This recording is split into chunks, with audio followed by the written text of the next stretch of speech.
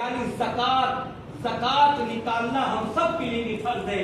جس طرح سے حج ہمارے لیے فرض ہے. 5 اسلام کے 5 بنیاد میں سے ایک زکات بھی ہم سب کے لیے فرض ہے. جس طرح سے نماز ہے، روزہ فرض ہے، حج فرض ہے، توحید ہے، یہ تمام چیزیں ہیں میرے دوستوں بزرگوں. تو ہمیں اس بات کا خیال رکھنا ہے جو بندہ مومن جن کو اللہ نے مال و زر سے نوازا، دولت سے نوازا، اللہ نے جو مال دیا ہے، دولت دی ہے، آپ بڑے خوش نصیب ہیں کہ اللہ نے جن کو مال و زر سے نوازا اس بندے مومن کے لیے زکات نکالنا فرض ہے. میں آپ کو مختصر باتوں میں سمجھانا چاہوں گا کہ زکات ہر ایک مالک نصاب کون ہے؟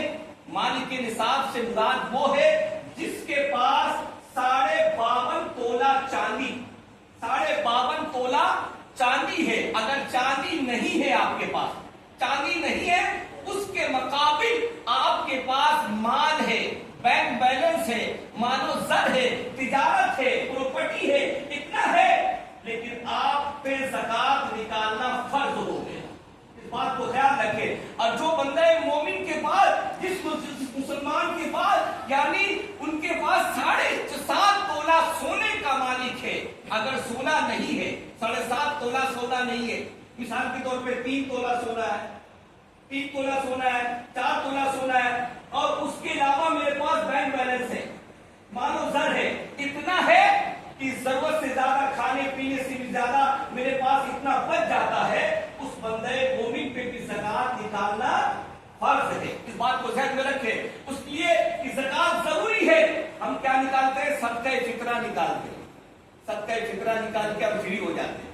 صدقہ فطرہ نکال دو، صدقہ فطر نکال دیا، جناب ہو گیا، ہمارا حق ادا ہو گیا. اب زکات کون نکالے گا؟ یہ غریبوں کا حق ہے، یہ یتیموں کا حق ہے، یہ بیواؤں کا حق ہے. اس حق کو ادا کرو. کل یہی آپ کے لیے یعنی عذاب بن کر، اژدہا بن کر، سانپ بن کر، عذاب بن کر قبر میں آپ کے لیے ڈسا جائے گا، اور یہی وبا بن جائے گا. یہی دولت آپ کے لیے عذاب بن کے یعنی اس طرح سے برسے گی میرے دوستوں بزرگوں. اسی لیے کہ یہ مال اللہ کے مال، اللہ کی دی ہوئی امانت سے یہ خیانت کیا. تو میرے دوستوں بزرگوں، آپ اللہ کی راہ میں، جن کو اللہ نے مالک نصاب بنایا ہے، اللہ کی راہ میں زکات و خیرات دے. یہ فرض ہے، یہ ضروری ہے. اس لیے کہ اگر بندہ، آج ہمارا معاشرہ یہ ہے کہ مسلمان اگر ڈھنگ سے زکات نکالے، ایمانداری سے زکات نکالے، قسم خدا کی غریب نہ رہے، غریبوں کو حق مل جائے.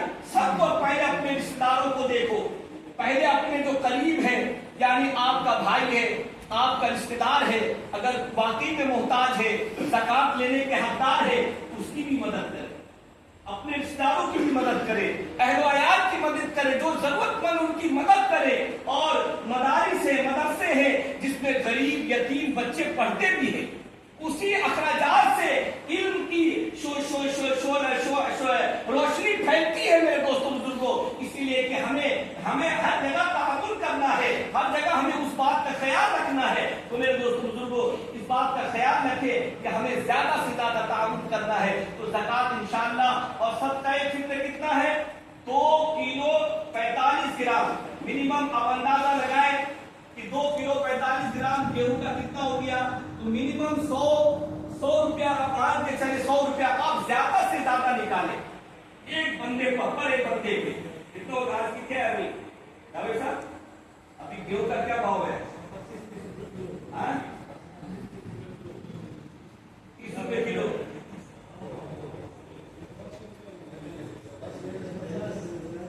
نکال دیں، کم نہیں ہونا چاہیے. اور غالباً 100 روپیہ پر ایک بندے پہ آپ کم سے کوئی ہے، آپ سے کوئی نہیں ہے. اب زیادہ نکالے تو کوئی حرج نہیں ہے. تو اس بات کا خیال رکھیں. اور جو بندہ مومن زکات ہے، زکات ناپ توڑ کے نکالے. آپ کا زکات کتنا ہے؟ اگر 1 لاکھ ہے تو 2500 نکالنا ہے. 1 لاکھ پہ 2500. اس بات کا خیال رکھیں. 1 لاکھ اگر آپ کی زکات 1 لاکھ پہ نکالیں گے، اسی حساب سے آپ جوڑ لیں. 10 लाख है, अल्लाह ने आपको कितना बैंक बैलेंस है, कितने आपके पास माल और zar है, उसी के मुकाबिल आपको ज़कात निकालना। ऐसा नहीं कि आपने मर्जी से निकाल दिया 10,000, 15,000, 20,000, 50,000 ये ज़कात निकाल दिया, हो गया भाई ज़कात हो गया। नहीं, आप देखें आपकी बीवी, आपकी अहलिया, आप उनके पास सोना कितना है, आपके पास बैंक बैलेंस कितना है, आपके पास खाने पीने जरूरत से ज्यादा कितना है, क्या चीज है, उसके मुकाबिल उसको जोड़ के उसके बाद अल्लाह की राह में ज़कात निकाल। ज़कात जरूरी है, ये आपका माल नहीं, गरीबों का माल है।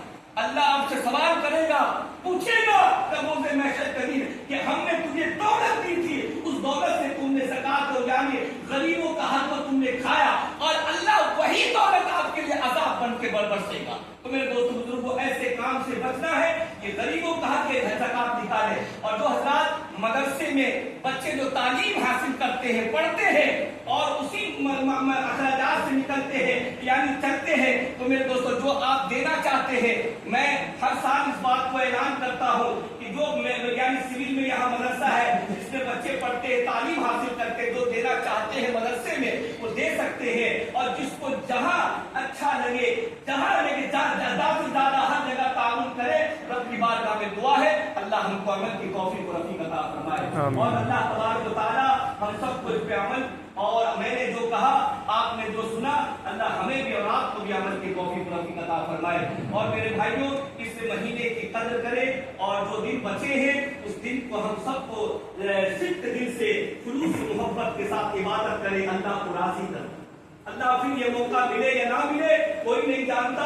तो मेरे दोस्तों बुजुर्गों, आपसे गुजारिश करूंगा कि जो दिन बचे हैं इस दिन में खूब यानी एकदम डट कर और खुलूस के साथ मिलम या अल्लाह की बारगाह में आजिज़ी इंकिसारी के साथ और इबादत क्या होता है।